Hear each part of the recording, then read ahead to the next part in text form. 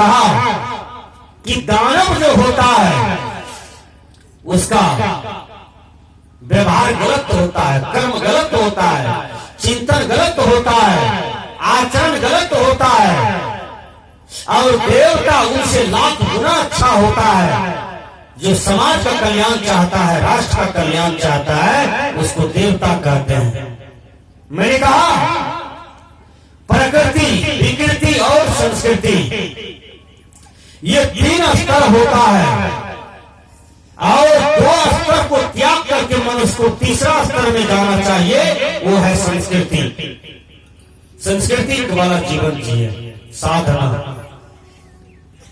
मैं बता देता हूं, आज साधना के बिना ये मानव समाज उदास है। कैसे?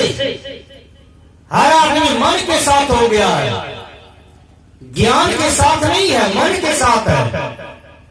मन के साथ है इसलिए खैनी खाता है, मन के साथ है इसलिए जर्दा खाता है, इसलिए दारू पीता है, इसलिए शराब पीता है, इसलिए मांस मछली खाता है।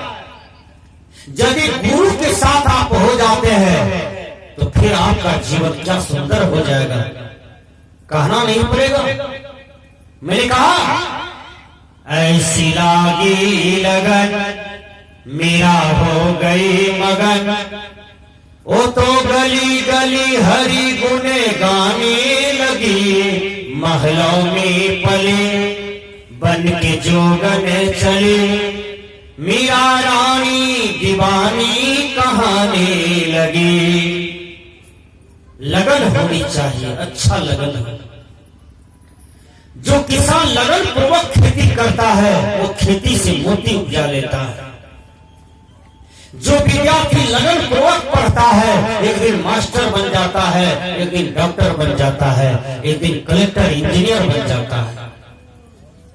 जो कलाकार मन लगा करके संगीत सीखता है एक दिन अच्छा गायक बन जाता है। जो बड़ी बढ़िया से तबला सीखता है एक दिन कुशल नाल वादक, कुशल तबला वादक बन जाता है। ये लगन पर निर्भर है। संतों ने कहा गुरु से लगे रहो रे भाई, तेरा काज बनत बनत बन जाई। लेकिन गुरु से लगे रहो रे भाई, सब कुछ गुरु के चरणों में है, गुरु से मिलेगा। गुरु के सिवाय आपको कहीं कुछ नहीं मिलेगा।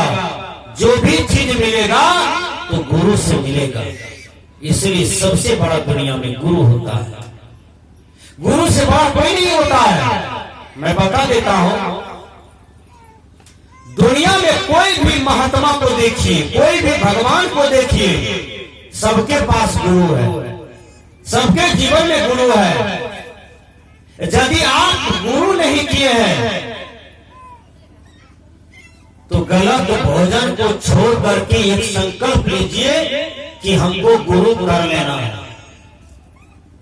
बहुत आदमी करते हैं अखनी जवाने छे, अखनी की भेल छे हमरा गुरु करेंगे, लेकिन बुढ़ापे में करेंगे, बूढ़ी हो जाएंगे तब दीक्षा भजन वेद वाला कर झेलेंगे। नहीं भैया, भूल हो गई आपसे। गुरु जब ज्ञान हो जाए, जब आप चेत गए, समझ गए, बुझ गए, उसी समय संकल्प लेकर के आपको गुरु कर लेना चाहिए। नारद जी इतने बड़े तपस्वी थे, ज्ञानी थे, लेकिन नारद जी के जीवन में गुरु नहीं था। याद कीजिए, नारद जी जहां बैठते थे तो मिट्टी खोद करके फेंक दिया जाता था। नारद को पता चला, नारद जी भगवान विष्णु के पास गए और भगवान विष्णु से पूछते हैं कि मैं बहुत बड़ा ज्ञानी हूं, लेकिन जहां बैठता हूं वहां से लोग मिट्टी खोद करके फेंकता है, क्यों? कहा तुम निगुरे हो, इसलिए गुरु कर लो, तुम शुद्ध हो जाओगे, तब कोई नहीं फेंकेगा। नारद जी सुबह सुबह निकले और एक मछुआ को कहा कि हमको गले में धागा पहना दो, और धागा पहना दिया। भगवान विष्णु के पास गया, कहा गुरु कर लिया? कहा कर लिए। कहा कैसा गुरु? कहा गुरुओं मिला तो मछुए मिला। यानी दूस दिया, गुरु मिला तो मछुआ मिला। और इसके चलते नारद को 84 लाख जोनी में जाना पड़ा।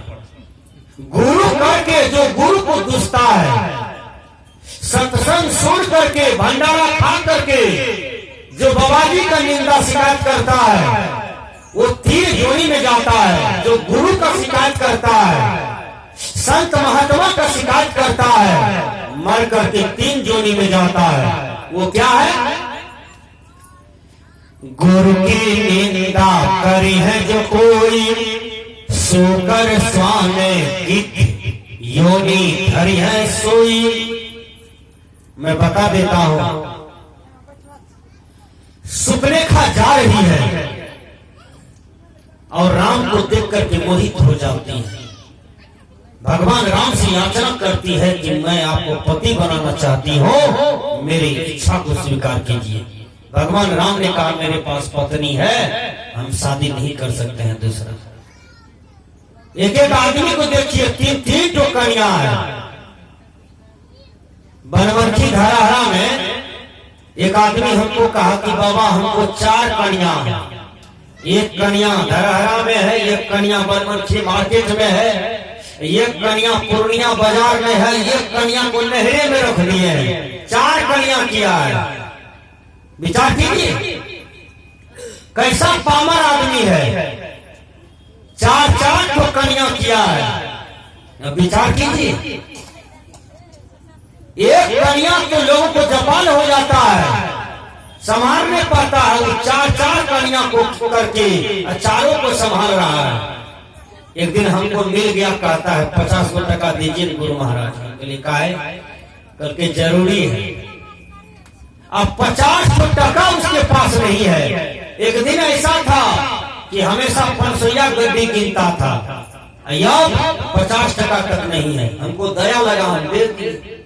जा रहा था बाजार की तरफ, दे ले जाओ, ले जाओ और लेकर के तुम जो करो। अब विचार कीजिए,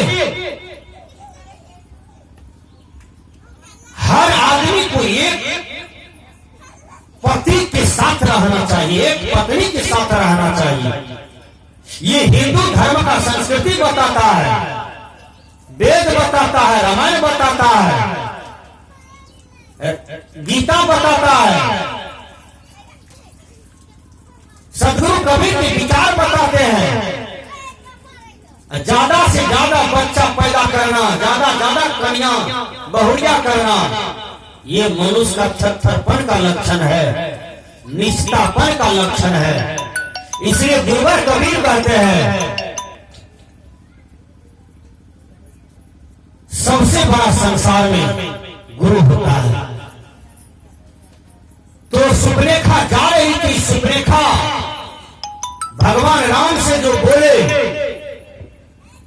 तो भगवान राम की इच्छा को ठुकरा दिया, लेकिन लक्ष्मण आ जाते हैं। लक्ष्मण जब आए तो सुपनेखा कहती है ये कौन है? कहा ये मेरा छोटा भाई लक्ष्मण है। कहा ये तो गोरा नारा है, ये तो देखने में और सुंदर है, इन्हीं से हम शादी कर लेते हैं। भगवान राम हंसने लगे।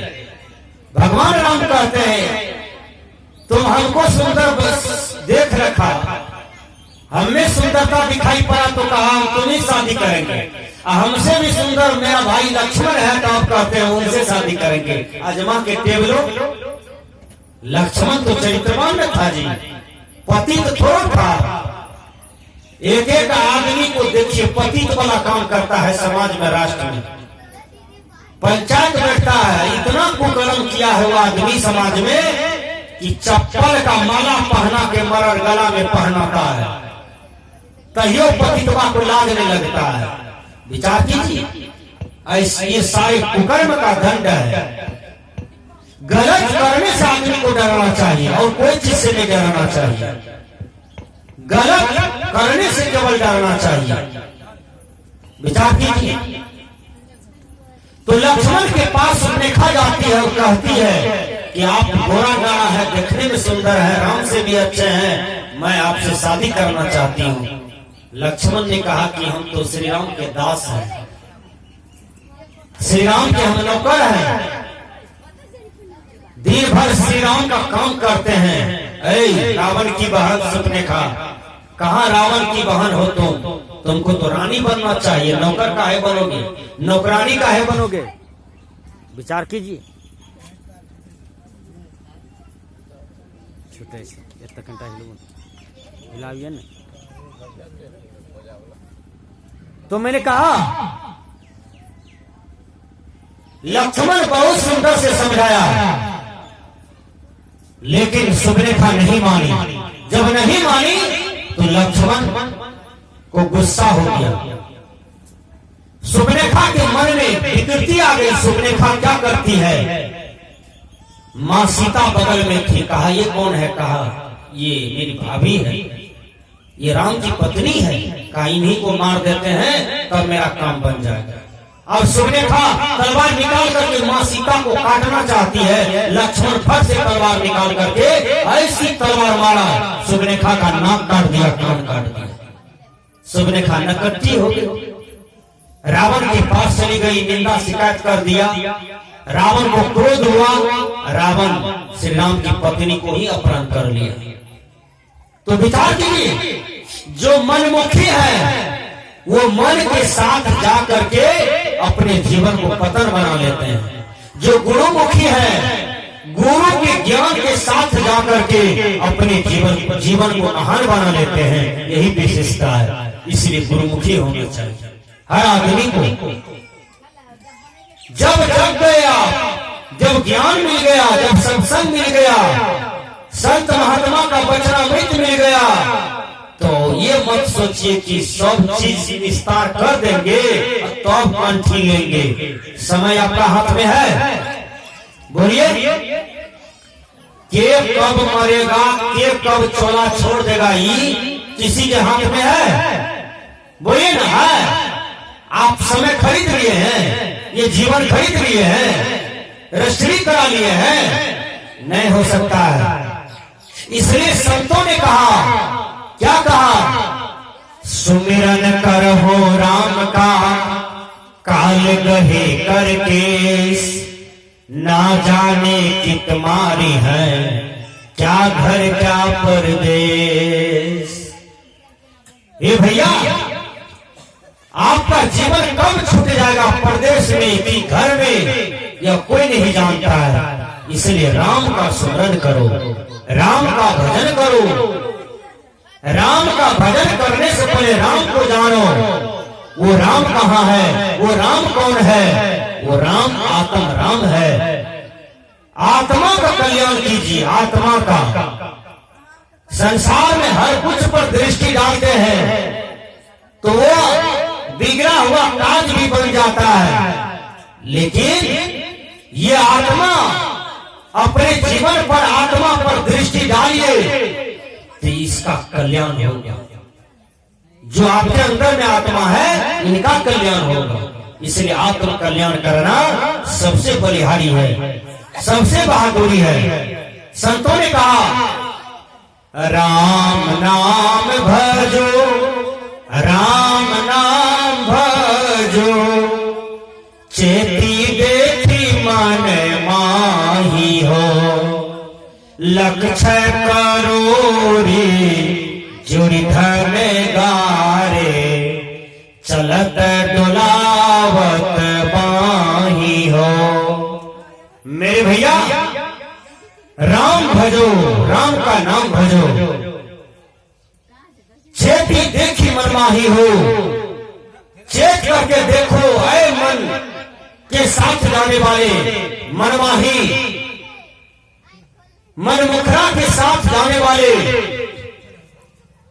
लाख करोड़ी जोड़ी धनगारे चलत डुलावत माही हो।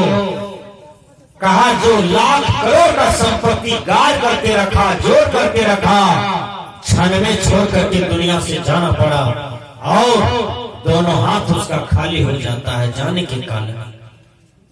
संतों ने कहा लाख करोड़ी जोड़ी धनगारे चलत डुलावत माही हो। कहा लाख करोड़ की संपत्ति कमा लिया, लेकिन जाने के काल में 1 रुपया भी साथ में नहीं गया, चरनी साथ में नहीं गया। विचार कीजिए, का अमीर गरीब राष्ट्रपति प्रधानमंत्री मुखिया जी सरपंच जी नेताजी सब खाली चले जाते हैं, 1 रुपया भी साथ में नहीं लेके जाता है। इसलिए सज्जनों अपने जीवन का निवेश कीजिए, अपने जीवन का कल्याण कीजिए, ये सबसे बहादुरी है। तो आइए मैंने कहा